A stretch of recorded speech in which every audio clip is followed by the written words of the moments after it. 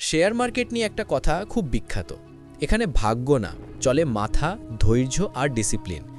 কিন্তু এমন একজন মানুষ ছিলেন যিনি মাত্র $৫,০০০ দিয়ে শুরু করেছিলেন, আর কয়েক বছরের মধ্যেই সেটাকে $১৬০ মিলিয়ন বদলে ফেলেন। না কোনো বড় কোম্পানি, না কোনো টিম, শুধু একটা পুরনো কম্পিউটার, একটা ছোট ঘর আর অটুট ফোকাস। ওনার নাম তাকাশি কোতেগাওয়া, যাকে ট্রেডিং দুনিয়ায় সবাই BNF নামে চেনে।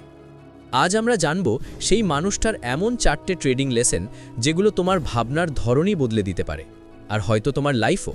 তাই প্লিজ এই ভিডিওটা স্কিপ করো না।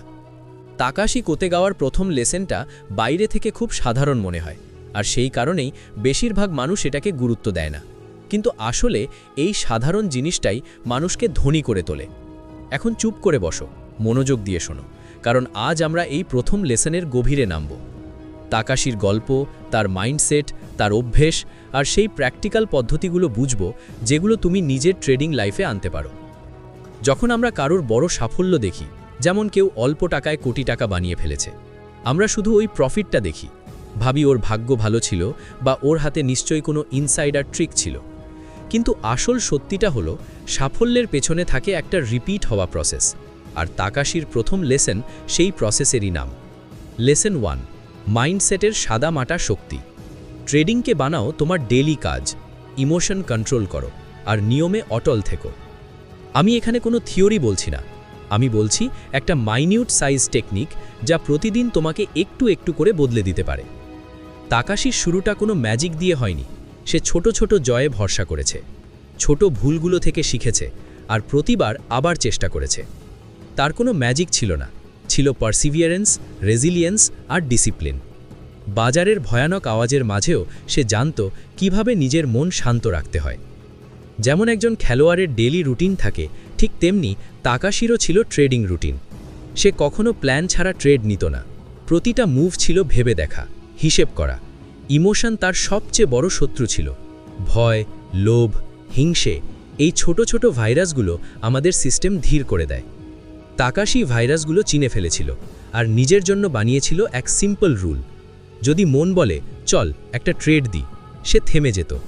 যদি মনে ভয়, রাগ বা অহংকার আসত, সে আরও শান্ত হয়ে যেত। সে নিজের সঙ্গে এক প্রতিশ্রুতি করেছিল, আমি কখনো ইম্পালসিভ ট্রেড নেব না। এবং এই কথাটাই তার সবচেয়ে বড় অ্যাসেট হয়ে উঠেছিল। এখন তুমি ভাবছ যে ভালো কথা, কিন্তু বাস্তবে এটা করা যায় কিভাবে? চলো তাকাশি স্টাইল থেকে শেখা কয়েকটা সহজ পদ্ধতি বলি। প্রথমত, তোমার ট্রেডিং নিয়মগুলো লিখে রাখো। এই নিয়মগুলো শুধু স্টপ লস বা টার্গেট পার্সেন্টেজ নয়, এগুলো তোমার ইমোশনাল ট্রিগার্সের সাথেও যুক্ত থাকবে। যেমন যদি কোনো ট্রেডে 1% বেশি লস হয় আর তোমার স্ট্র্যাটেজি সেটা 3 বার কনফার্ম না করে, তাহলে তুমি সঙ্গে সঙ্গে এক্সিট করবে। এই নিয়মগুলো তোমার মানসিক সুরক্ষা দেবে আর ধীরে ধীরে তোমার অভ্যাসকে মজবুত করে তুলবে। তাকাশি নিজেকে নিয়মে বেঁধে রেখেছিল, আর সেই নিয়মের বাঁধনই তাকে বাঁচাতো যখন বাজার বিশৃঙ্খলায় ভরে উঠত। দ্বিতীয় কথা, প্র্যাকটিস। তুমি যদি সত্যি ভালো ট্রেডার হতে চাও, তাহলে ঘন্টার পর ঘন্টা চার্টের সামনে বসতে হবে। কিন্তু শুধু দেখার জন্য নয়, বোঝার জন্য। বাজার এমন আচরণ করছে কেন, সেটাই বুঝতে হবে। তাকাশি ঠিক এটাই করেছিল। সে শিখেছিল মার্কেটের ছোট ছোট নাড়ি টের পেতে। সে শুধু দেখত না প্রাইস ওপরে উঠছে না নিচে নামছে, সে খুঁজত কেন এটা ঘটছে। সে সাপ্লাই, ডিম্যান্ড, মার্কেট সেন্টিমেন্ট আর ট্রেন্ডের ছোট ছোট সিগন্যালগুলোকে লক্ষ্য করত। তুমি চাইলে তুমিও এটা করতে পারো।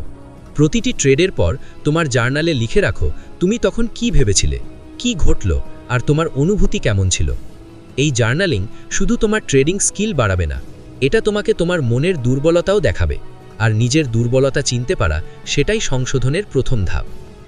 তৃতীয় কথা, পেশেন্স। শব্দটা যত ছোট, এর গুরুত্ব ততই বড়। পেশেন্স মানে শুধু অপেক্ষা করা নয়, এটা হলো প্রস্তুত থেকে সঠিক সুযোগের জন্য অপেক্ষা করা।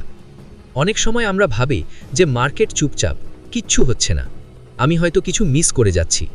কিন্তু এই কিছু মিস হয়ে যাচ্ছে ভাবনাটাই আমাদের ভুল নির্ধারণে ঠেলে দেয়। তাকাশি অনেক সময় এমন মুহূর্ত পার করেছে যখন সে ঘন্টার পর ঘন্টা কিচ্ছু করত না। তার মাইন্ডসেট ছিল যদি পরিষ্কার সুযোগ না থাকে তাহলে কিছু না করাই ভালো। আর একবার সুযোগ এলে সে বিন্দুমাত্র দ্বিধা না করে ট্রেডে ঢুকে পড়ত। তুমিও এই ক্ষমতা তৈরি করতে পারো। আগে ভাবো, তারপর করো। এই ডিসিপ্লিনই একদিন তোমার সবচেয়ে বড় শক্তি হবে। চতুর্থ কথা, রিস্ক ম্যানেজমেন্টকে জীবনের নিয়ম বানাও। তাকাশি কখনো তার পুরো মূলধন উচ্চ লেভারেজে লাগায়নি।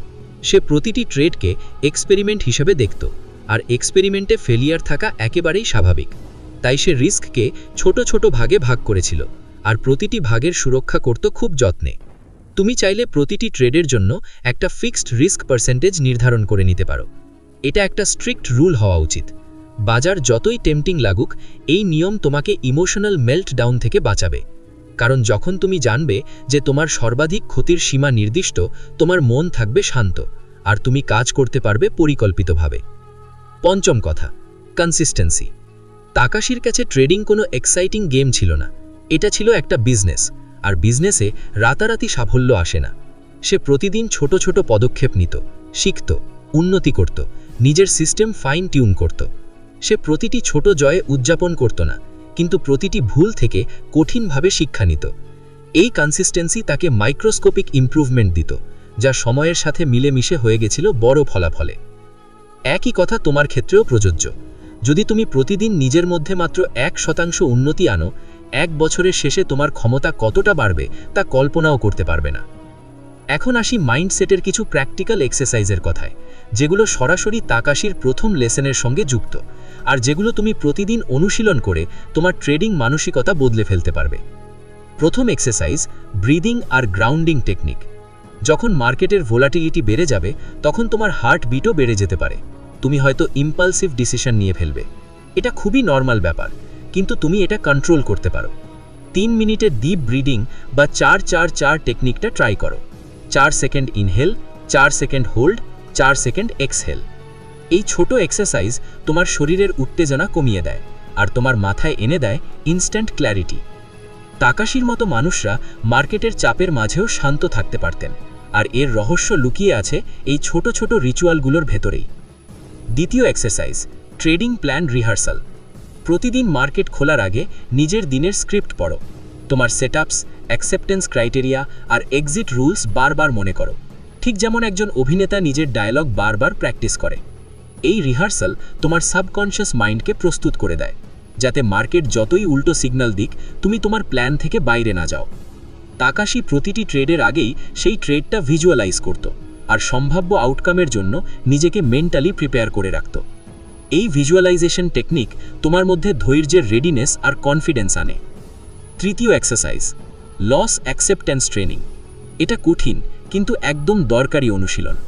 প্রত্যেক ট্রেডারকে বুঝতে হবে লস মানে ব্যর্থতা নয়, এটা খেলারই অংশ। সমস্যা তখনই হয় যখন আমরা লসকে অ্যাকসেপ্ট করি না। তাকাশি কখনো ব্লেম গেম খেলেনি, সে প্রতিটি লসকে বিশ্লেষণ করত। কেন হলো, কোথায় ভুল হলো, আর পরের বার কিভাবে ঠিক করা যায়। তুমি চাইলে প্রতিদিন নিজের ছোট ছোট লসগুলোর একটা লিস্ট বানাও, আর প্রতিটির কারণ লিখে রাখো। সিগন্যাল ভুল ছিল, টাইমিং খারাপ ছিল, নাকি এক্সিকিউশন ফ্লট ছিল। এই অ্যানালিসিস তোমাকে পরের বার একই ভুল করা থেকে বাঁচাবে। সত্যিকারের ডিসিপ্লিন মানে প্রতিটি লসকে শেখার সুযোগ হিসেবে নেওয়া, আর সেই শিক্ষা তোমার সিস্টেমে অন্তর্ভুক্ত করা। চতুর্থ কথা, অ্যাটেনশন ম্যানেজমেন্ট। মার্কেটের শব্দ, নিউজ স্টিকার, সোশ্যাল মিডিয়ার ভবিষ্যৎবাণী, বিভিন্ন এক্সপার্ট মতামত সব তোমার মনোযোগ নষ্ট করতে পারে। তাকাশি তার মনোযোগ সীমাবদ্ধ রেখেছিল শুধু সেই তথ্যগুলোর ওপরই যেগুলো তার স্ট্র্যাটেজির জন্য প্রাসঙ্গিক। তুমিও একইভাবে সোশ্যাল নয়েজ থেকে দূরে থাকো। এর সবচেয়ে সহজ উপায় হলো টাইম ব্লকিং। গবেষণার জন্য একটা নির্দিষ্ট সময় রাখো, ট্রেড এক্সিকিউশনের জন্য আলাদা সময়, আর রিভিউ করার জন্য আলাদা সময়। এতে তোমার মন ভাঙবে না, আর তুমি গভীরভাবে চিন্তা করতে পারবে।